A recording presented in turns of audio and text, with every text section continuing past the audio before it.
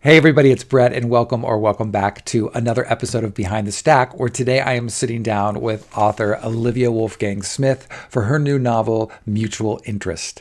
A little bit about Olivia. She is the author of Glassworks, which was longlisted for the Center for Fiction First Novel Prize. She is a 2024 New York State Council on the Arts Artist Fellow in Fiction from the New York Foundation for the Arts and lives in Brooklyn with her partner. So please enjoy this episode of Behind the Stack. I'm so happy to have Olivia Wolfgang-Smith here today with her beautiful book, Mutual Interest. And this is truly such an arresting and gorgeous, gorgeous, gorgeous cover. It's one of actually the first things that drew me to it. I just thought it was so beautiful. So thank you for being here. Thank you so much for having me. One of the things, just to dive right in, I wonder, do you have an elevator pitch for the book? Oh, this is good. I should be practicing it anyway. Usually, I describe it as a queer Edith Wharton pastiche. That's like my super shorthand version of it. So we're in New York City at the turn of the 20th century, and this is about a lesbian and a gay man. Those are the labels they would probably use today, who have a lot of their own personal and professional dramas that they bring to getting married to one another, and then they kind of loop in a third partner both for a business venture and sort of to be part of their romantic and domestic life. That's my attempt at an elevator pitch. That was very concise and fantastic. Thank you. You nailed it. Just from the get-go, I love the title because it had so many meanings beyond sexuality and the whole lean into capitalism and business. Was that something that came right away? You knew that this was going to be the title? That's a really good question. Actually, for the whole time that I was writing this book, I was calling it The Syndicate, which kind of was doing similar things in my head. I was like, this is a word that describes these people's like romantic and sexual lives and personal lives as well as their business life. And that came from an Edith Wharton short story called The Other Two, which is about a man who accidentally makes friends with both of his wife's ex-husbands, and like he describes them several times in this tone of great anxiety as a syndicate, that he and the two ex-husbands having this mutual interest in this woman. So that was when we were thinking through as we kind of brought the book into life, of being like, okay, Syndicate sounds like a John Grisham novel. If you don't know what it's about, you're gonna like see it on the shelf and maybe not see drawing room novel of manners, romance, love story. So we were trying to think of other terms that conveyed the same thing. So long answer to your question, but yeah, it hasn't always been. No, I love it. It hasn't always been mutual interest, but it has always been clear that the title of this book would have to be something that described all the weird multivalent levels of this relationship that's at the center of it. Yeah, for sure. And before we get into that relationship, I want to talk about, because I love the third person narration in this. And for any of our listeners or viewers who are pop culture enthusiasts, it leans into the Bridgerton of it all. And I loved it so much because it lends itself to having so much humor and just the commenting on, what's happening. Was that something you, again, wanted to do right away, or has it found itself? Oh yeah, that was definitely like from the get-go, like the first thing. And yeah, Bridgerton and this book are definitely having some of the same kinds of fun with some of the same tropes of this kind of style that's typical of sort of historical novels, of this like very omniscient, very intrusive narrator that has like a lot of social commentary and kind of affectionate judgment of the characters. So yeah, that was like baked in from the very beginning. I started the like very first drafting of what became this novel was just like experimenting with that voice, that level of narrative. My first book was very, very close third person. It was always very tied to one character at a time. And what I found was that it was so much fun to be able to write this way with a character that knows everything, a narrator that knows everything. So yeah, that I couldn't stop once I had started. And did you have a specific voice in your head? People are asking me this. I've been starting to get a question just like from all sorts of people of like, who is the narrator? And so maybe that is like the Bridgerton question. I guess that's coming into it a bit. No, it is. Well, I think it is because it suddenly be like, the reveal of, oh dear Rita. Yeah, You know what I mean? exactly. Is Julie Andrews? Yeah, yeah. This narrator, and it also uses the royal we from time to time in my book. Yes. And so yeah, I've gotten started to get questions about like who the narrator is.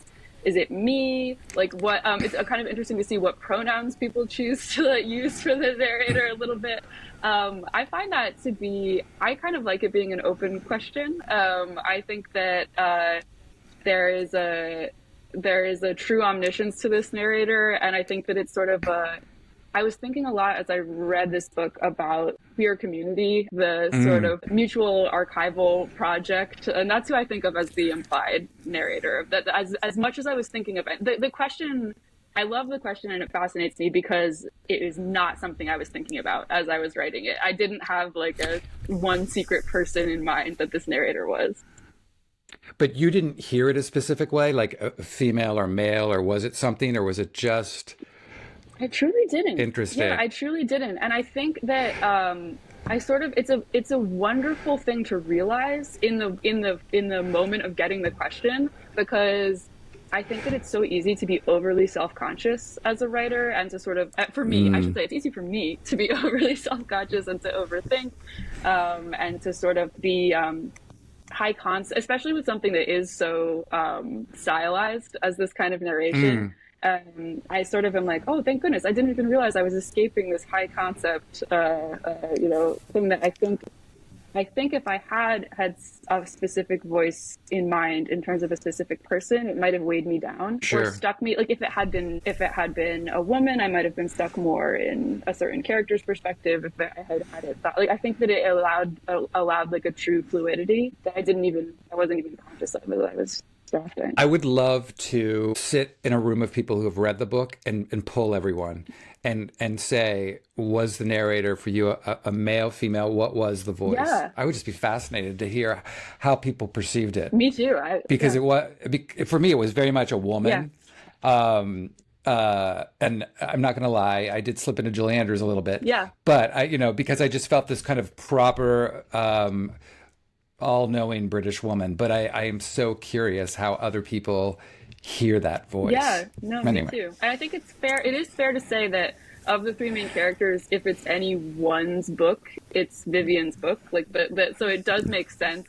If I had to pick, like now that I know that I want to be. I want to be stubborn and not pick, but I did like it's certainly the book like belongs to her as much as it belongs to everyone, and the narrator does have an awareness of marginalized characters' experiences that does not really Sure. that is maybe fits more to being a female voice than a male, but Sure. And also slightly modern as well, which is interesting. Almost a modern sensibility looking at this whole thing. So you said about it being first and foremost Vivian's story. Is that where you started with this? Was she the kind of impetus?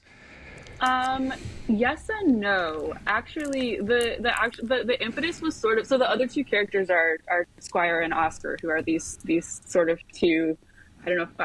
Hapless might be too unkind a word for them, but these other two central figures for the book, they're based on one iota of real historical trivia, which is that Procter and Gamble, William Procter and James Gamble, historically were business rivals, were professional enemies before they got together. One of them was a candle maker, one of them was a soap maker, and they were in competition for like the raw materials of both candles and soap at the time being made out of animal fat, tallow. They were in competition for this limited resource. So they hated each other, and then happened to marry into the same family, and then had a common father-in-law who sort of like banged their heads together and was like, why are you fighting? You should go into business together. I happened to learn that in passing, and I was like, that is so fascinating. It's the seed of it, but like I need more. Like I wanted to like, I had some like script notes for reality. I wanted it to be like, I need them to fall in love. I need them to like this to be like a true partnership. And I need there to be a more fascinating figure who is sort of pulling the strings of them getting together. So it's a very roundabout answer to your question that Vivian sort of came last, but first, she was the first moment that I started writing a story in my head, right? So the idea of these two men was what first piqued my interest, but then when it became like the book was what was the idea of Vivian. She sort of catalyzed it into a story. And it's so interesting. The kind of family they make up very quickly. It reminded me a little bit of Noel Coward's Design for Living. And everything from the outside and anyone looking at these people would assume that this was one was a couple and, you know, these other two were partners. But what's actually going on behind closed doors, I just loved it. I love that. I love that so much. And it also speaks so much to the idea of found family, because all three of these characters, as you learn in the book, are all outcasts in some ways. What I love about Vivian is she's incredibly strong. She's so far ahead of her time. She's shrewd. She's practical. She's incredibly smart. She's almost she's almost the epitome of, you know, if you can lock up capitalism in a person, she is that thing where it's not about getting emotions involved. And she even makes a comment about it later in terms of the two men. Can you talk a little bit about how you've switched up the gender roles in some ways in a brilliant way, where you've kind of taken what is this traditionally, you know, the woman, and made her the kind of strong, aggressive, business-minded, and you've kind of domesticated the two men and almost put them in this, domesticated story about, two men. Yeah. I think that, I mean, Vivian's situation you're right. She's a true capitalist, and in the sense, partly that she's a true individualist.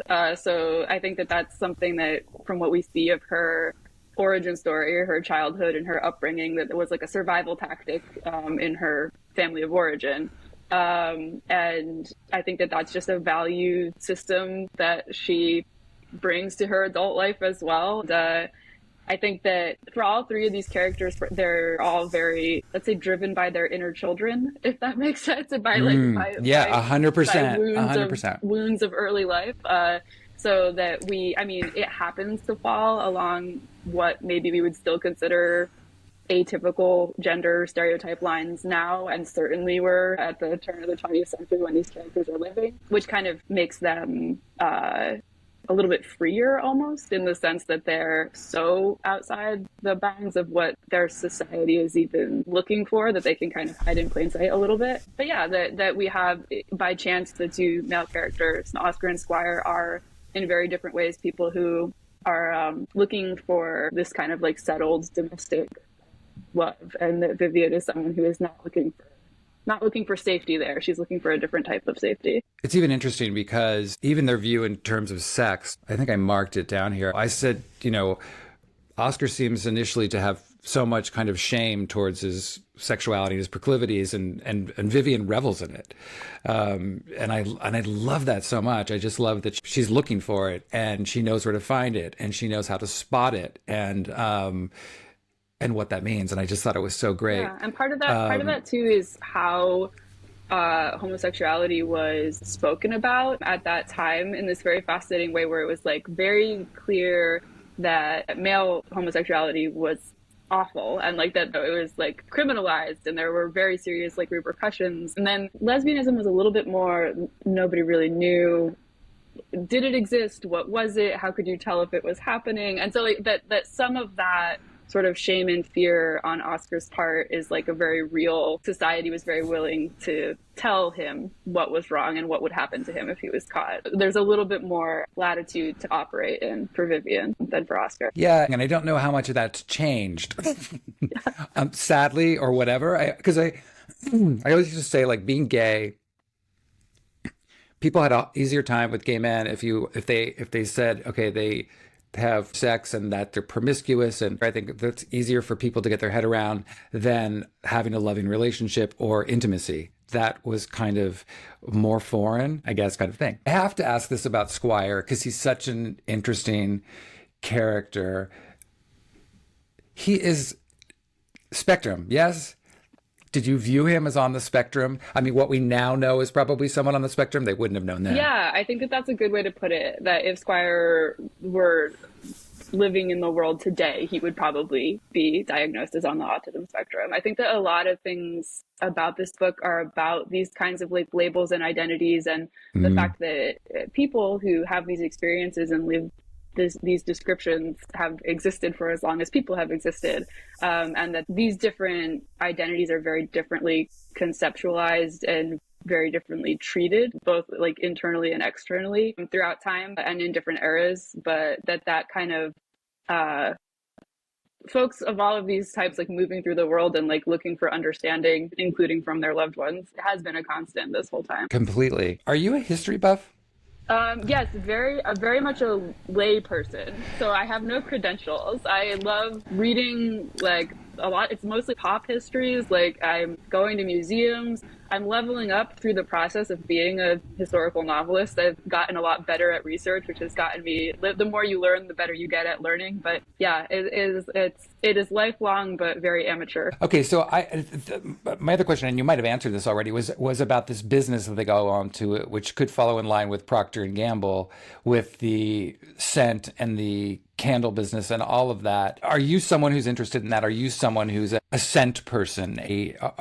Are you that type of person? This is the first time I've gotten this question, and I've like it is inevitable and great to get it. But so yeah, the business that they're in is personal care is like the term for it. At this time in history, yeah, cosmetics, soap, lotion. They do scented candles in there, and I've taken a lot of liberties with like how a business like this might be run and like where it's likely to have been based. But I am, again, this is another area in which I am an enthusiastic layperson amateur. I kind of had the idea when I started writing this book of like I want to be into like one of my dreams is to someday is to have like a signature perfume, the way that I associate with like my grandmother. Like it's like there's the certain like scent or a signature lip color, certain kind of things that you just associate with certain people. I have never been a person like that. And I had that idea when I started writing this book. If I'm going to write a book about three people who run a perfume and cosmetics business, I'm going to come out of it knowing exactly like what my signature scent is going to be. Hasn't happened. If you have any suggestions, I am ready for I them. swear to God, I literally pictured you at the cosmetics counter of some, department store trying on a million different scents and spraying it to get the scents, or just trying to break down the makeup of each individual thing because it's so specific in the book Yeah. and what they're using. At the very least, I imagined you writing with a lavender candle. Well, and I'm not gonna lie, I have had certain special candles for different times of working on this book. Yes, I think I learned enough to know how much I don't know. Like I think that I learned how complex like this business and this art and science is, and gained a huge and awe of it. Like that I understand how complicated it is. I'm a little bit more forgiving of myself for not having more of an instinct of what the perfect scent for any occasion would be. Sure. Yeah. There are some characters in this book who are less talented than others, and I kind of fall more on their side of the As someone who is queer today, and you were doing the research for this book, was there stuff that surprised you, either in a positive or negative way, that you wouldn't have thought of before going into it? I don't know if surprise is the word, but I did find doing some of the research for this book very therapeutic as a queer person living in New York City, the city I was writing about in the modern day. That it is, again, like we know that queer people have always existed and have like always found community and found joy and been more than items in a police blotter in the newspaper. But it is really a joyful thing to read and find evidence of those things. I've had some conversations with folks that I just encourage anyone who's even a little bit curious about that to look into your local history if that's what interests you. But it's truly a joy to do that kind of research into the archive. Yeah, it is fascinating, and what I find especially interesting is the way that people found each other throughout it.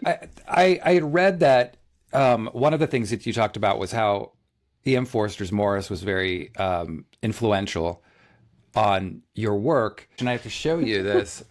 I thought of you because when I was reading all this, sorry, I'm getting up and walking out front.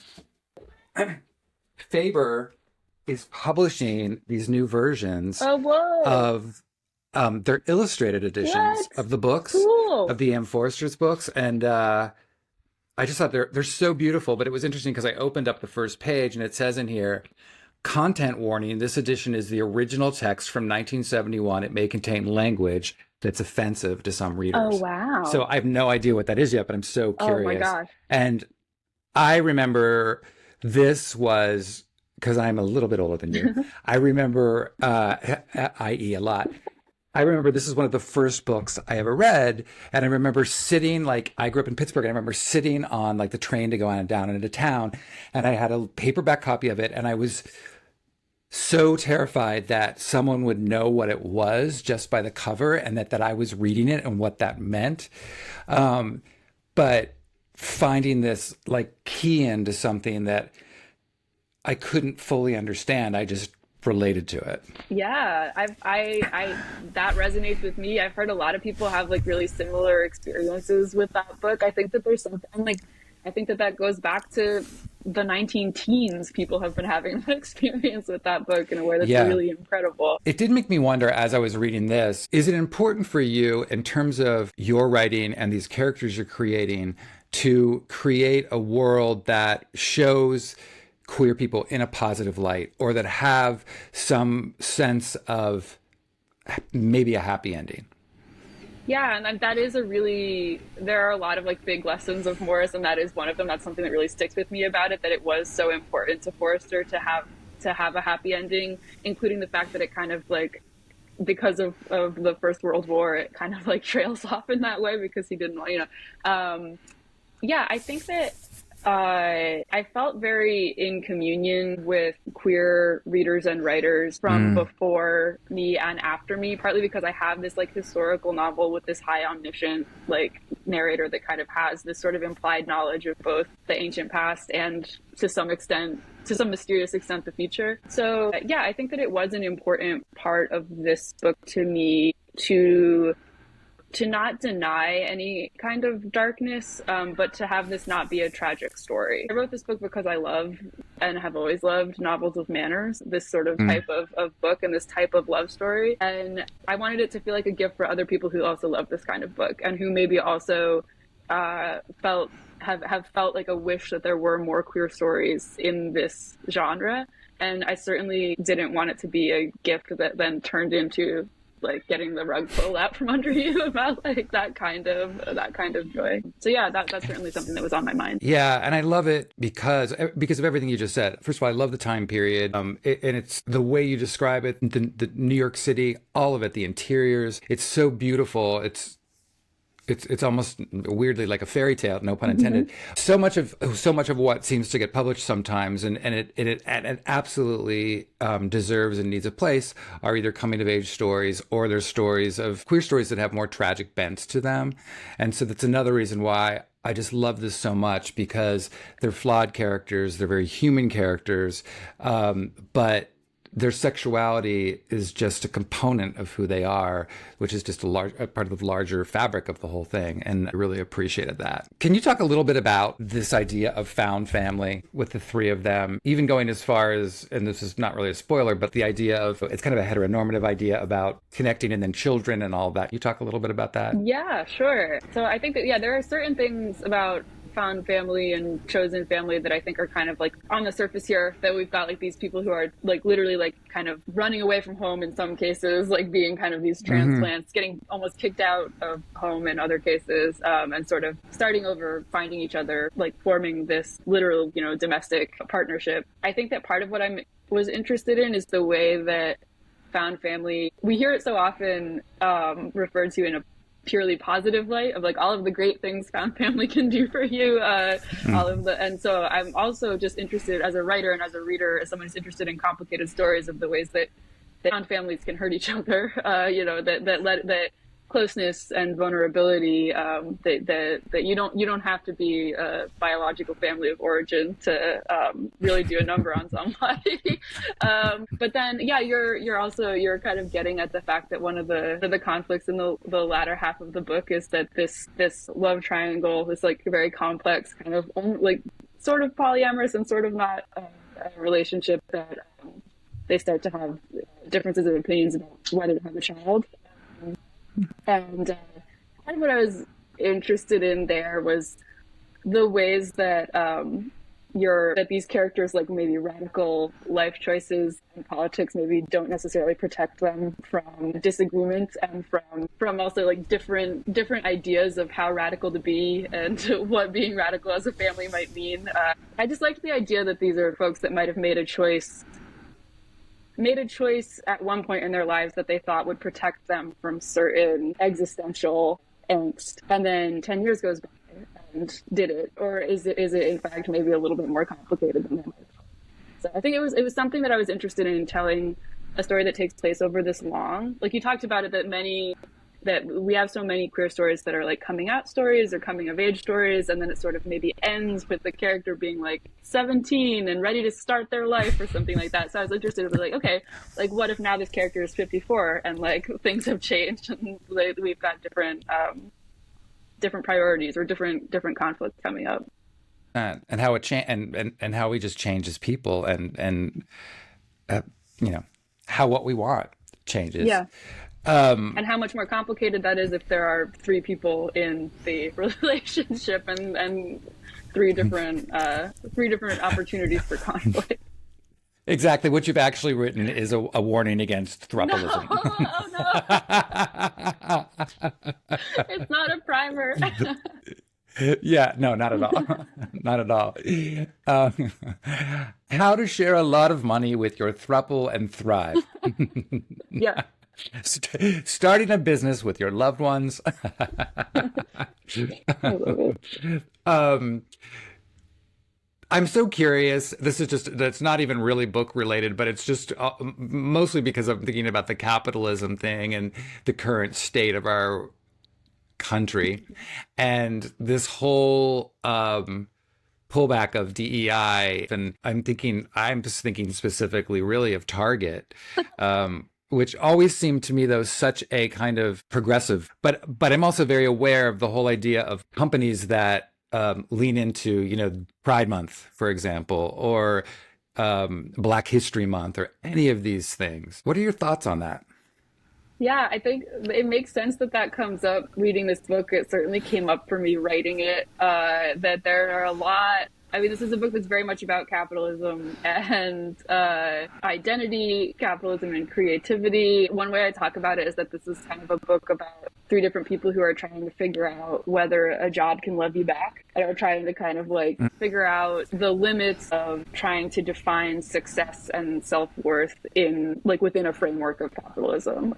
And like, how productive are you? How much money are you making? How much power do you have over others? And that's kind of how these individual characters experience it. But yeah, it occurred to me first as like a joke, like a fun joke, like because I do get we see these like corporate responses during Pride Month of this let's become very like meme-ified as we all try to like survive it and get through it. Kind of like, hey, gay.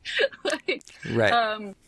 I was thinking of it as like a different type of story about queerness and capitalism, and like the idea of this joke that what if this was the origin story of one of these like corporate monoliths that is this very like kind of like marketing manipulative force. But then to me, it was like a lot of things I guess about this book, it was both a joke and kind of dark and intense, because it's realistically all of these companies, started by people, individual people, and are run by people, and so that these decisions are all being made in a fairly calculated way. So yeah, I don't know.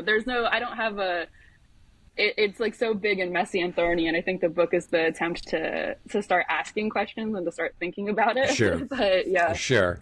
It's definitely a huge part of what's going on. Not giving anything away, and certainly we're not going to give spoilers, but your arc of each of these characters, did you know early on where you were going to end up with everybody, or was this something that surprised you as you went through? That's a really good question, and well asked in a way to not reveal any of where we end up, Freddie. No. I think it was somewhere in between that I sort of had a certain idea like about the scope and scale of the story. I was like, okay, this is going to be like a lifetime story. Like we're in it for the long haul. Like this is a narrator who knows everything. But then that started to raise a question as I was writing. I was like, well, if your narrator is omniscient, like, you got to end the book somewhere. How do you choose? How do you choose? How do you choose when to write the end? Like, when is there? When do we stop? When do we let everybody go home? And that forced me to really think about whose story it was and how to define the parameters of the story. How are we going to define the end if there's no necessary end to the narrator's knowledge? I don't know. I'm speaking very vaguely because I don't want to. No, you're doing very well. And I will just say, I thought it was pitch perfect. I really did. I loved it, and I thought it was summarized and wrapped up in such a great way that not only spoke very truthfully to the characters that you had already met, but it's a great exit. So I appreciate that. I do think it will be controversial. I think there will be some. I'm sure, and some people might want something more succinct, but I thought it really spoke, especially in terms of the characters, to everything that we had learned about them previously and who they. Well, the book is fantastic, so please get it and buy independent if you can. It's really, really a treat. I so appreciate you being here today, and congratulations. I can't wait to see what you come up with next. If you're staying in the past, if you're moving ahead a little bit, but you're just a delight to talk to. So thanks again for being here. Thank you so much for having me. This has been great.